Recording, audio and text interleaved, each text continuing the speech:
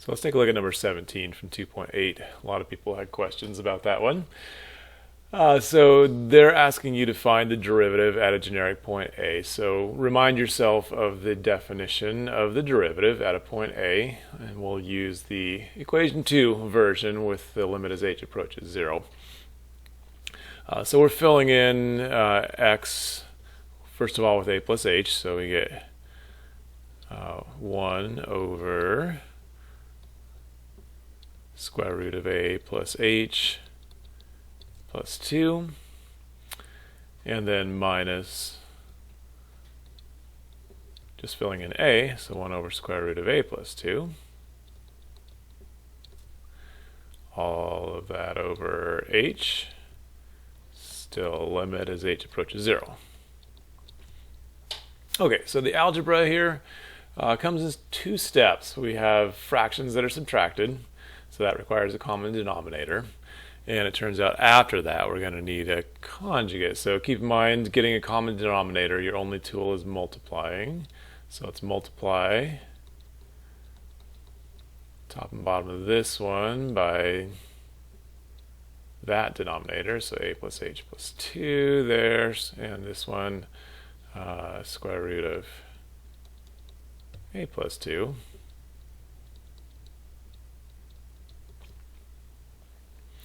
Okay, so the tops of these fractions both just had 1, so the multiplication there is easy. And the common denominator I'm not going to multiply out. But let's just go ahead and rewrite what we've got now. So we do have the square root of a plus 2 minus the square root of a plus h plus 2.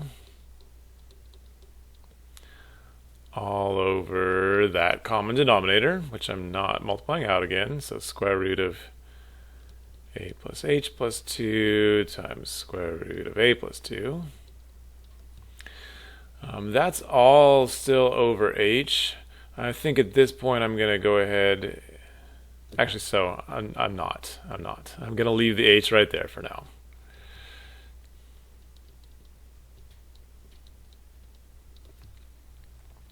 Okay, it's still not the point where I can use direct substitution. I need to cancel this h that's in the denominator before I can do that. So now that I've just got a single fraction on top with square roots subtracted, that's the time to use the conjugate. So let's multiply top and bottom of this fraction by the conjugate, which is these same 2 square roots but with an addition sign in between them. So square root of a plus 2 plus square root of a plus h plus 2.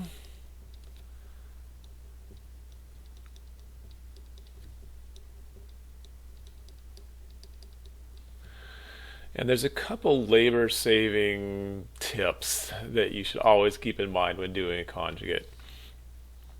The first one is that typically we do want to multiply out the conjugate pairs here, the minus and the plus on the top.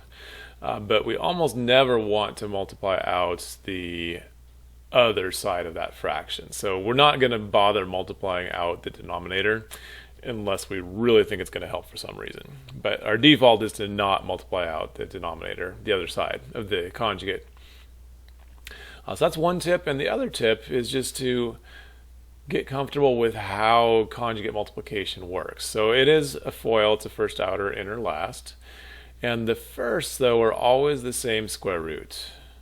So square root of something times square root of that same thing is always just the thing that's inside. So we end up with starting a plus 2.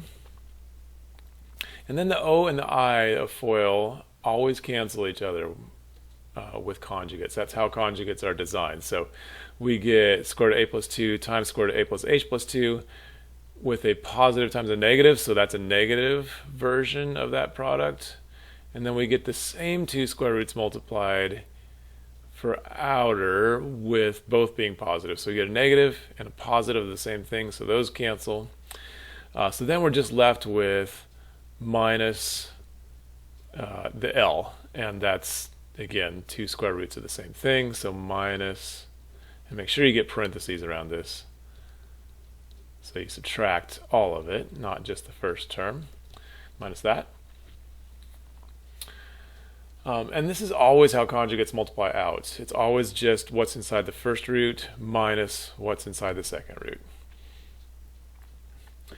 And for us, you can already see several things are going to cancel there. As I distribute the minus sign, I'll get a minus a, and I'll get 2 minus 2. And all that I will have left on the top by the time I'm done is a minus h.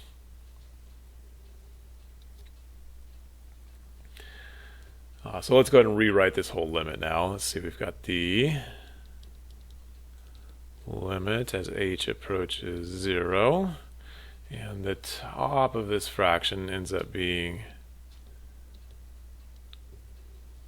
negative h. The middle layer of my 3-layer fraction is these 1, 2, 3, 4 square roots. So we get a plus h plus 2 times a plus 2 times those two things added plus square root of a plus h plus 2.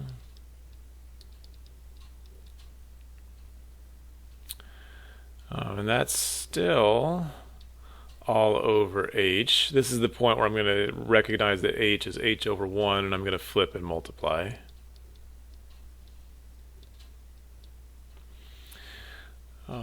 So that's a multiplication sign. So I've got h on the bottom and negative h on the top. Those just cancel to leave me with just negative 1 on the top.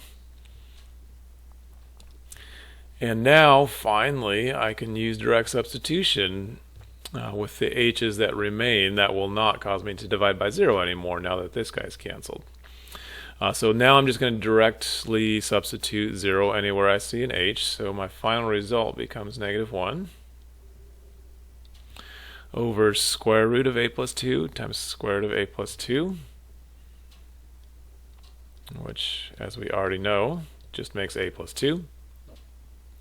And these two are added. It's the square root of a plus 2 plus the square root of a plus 2. And that makes 2 square roots of a plus 2.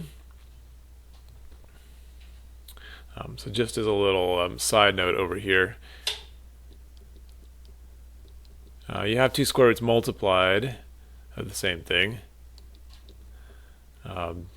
You just get what's inside. But if you have 2 square roots added of the same thing, those are just like terms. You say I've got one of these and one more of these, so I've got 2 of those. So we saw both those things happening in the denominator here.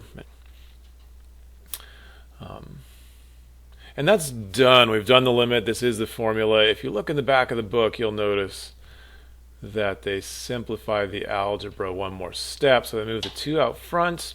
Then they say a plus 2 and a plus 2. That's the base on both of these, which is similar again to having something like square root of x times just x. Keep in mind, square root is the same thing as 1/2 power, and same thing as first power. Same base as multiplied means you add exponents. So we're going to do the same thing here.